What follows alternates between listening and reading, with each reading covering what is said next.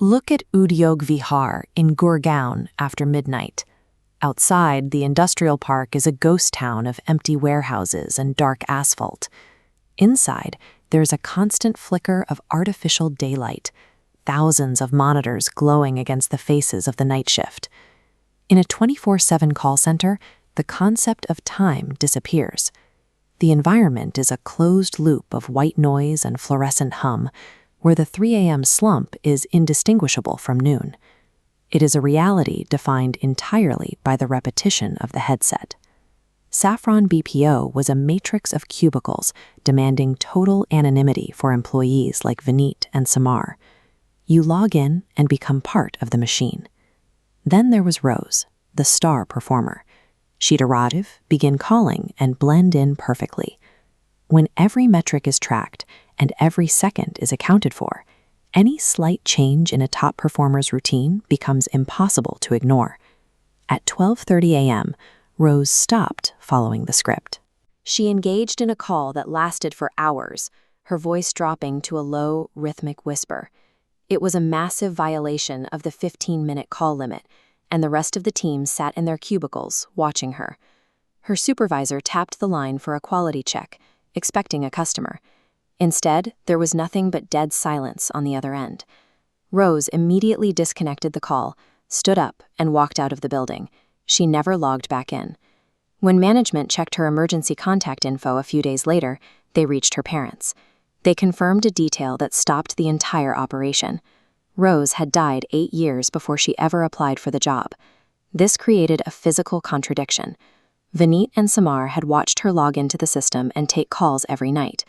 If the human Rose was buried nearly a decade ago, they had to identify exactly what was sitting in the cubicle next to them. After Rose left, the office didn't return to normal. The building itself became hostile. The disturbance at her desk seemed to spread, infecting different zones across the entire floor plan. It moved into the corners of the office. An agent washing her face in the restroom saw a girl with blood-red eyes standing behind her in the mirror. Security cameras in the empty pantry captured shadows that slowly morphed into human figures near the water coolers. Then it returned to the desk where Rose sat. Vineet watched as her computer, which was powered down and unplugged, suddenly flared to life. The login screen appeared, and without anyone touching the keyboard, her agent ID was typed in and the system granted access. The entity was using the office's own systems, the motion sensors, the cameras, and the servers. The modern technology that ran the business was now being used to track the employees. The escalation peaked at 3 a.m. Samar was working alone on the floor, exhausted and mentally drained. In that silence, the office felt like a different world. His headset clicked. He heard Rose's voice on the line, giving her standard corporate greeting. Seconds later, every light on the floor flickered and died, plunging the entire room into total darkness. In the faint moonlight, Samar watched Rose's empty chair begin to spin on its own. He fled to the pantry, but the voice followed him into the dark.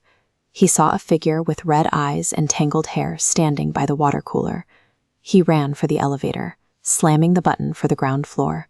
But when the doors slid open, there was no lobby. He was looking out at a dark, fog-filled graveyard. Decayed figures stood motionless in the dirt, all of them staring directly at him. For those few moments, the illusion of the corporate office was gone. Samar was looking at the reality that existed beneath the floorboards. When the next shift finally arrived, the elevator doors opened again, and the lobby was back to normal. But the damage was done. Samar and Vineet resigned immediately. They left the building and never returned to Udyog Vihar. They eventually learned the history of the site from a local landlord. Saffron BPO hadn't just been built on a vacant lot. It was constructed directly over a demolished, forgotten graveyard. If we look at the structural layout of the building, the relationship is clear. Beneath the concrete foundation and the wiring for the servers, there was a dense layer of ancient burial plots. The cubicles were positioned directly over the graves. This was a case of physical friction. A loud, 24-hour corporate operation was grinding against a place that was built for silence. The haunting was the direct result of putting a call center on top of a place where people were supposed to rest. Months later, Samar was at a new job. The Saffron BPO incident was over. The building was closed, and life had moved on. Then at 11:45 p.m., his phone rang.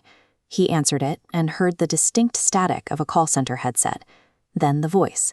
"Hello, Rose this side. How can I help you?" The caller ID on the screen was for the landline at the Saffron BPO building, a line that had been disconnected for months. Every night at that same time, the phone rings from the empty office. You can demolish a building and sever the power grids, but some connections are permanent. You can't hang up on a past that refuses to clock out.